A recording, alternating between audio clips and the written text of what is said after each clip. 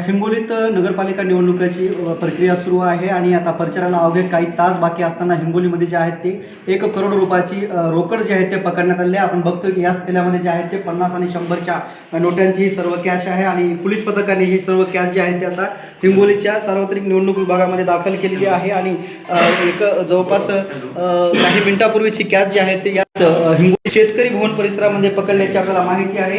विकास आडे यांच्या ही जी काही कॅश यांनी हे केली तर एकंदरीत कॅश कुठं होते आणि कसे पकडले.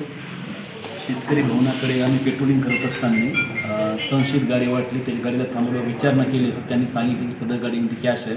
आम्ही तात्काळ माननीय पोलीस अधीक्षक श्रीकृष्ण कोकाटे सरांना माहिती दिली.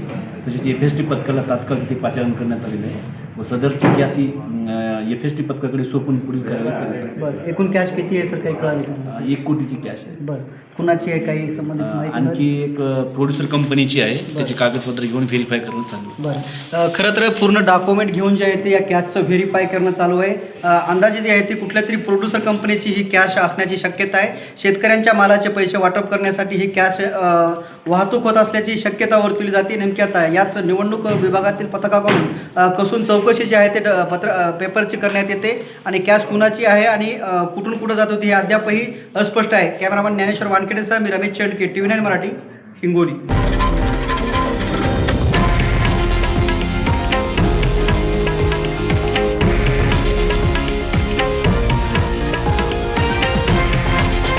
हे आहे देशातील नंबर 1 न्यूज नेटवर्क आणि आपण पाहत आहात TV9 मराठी, एकमेव.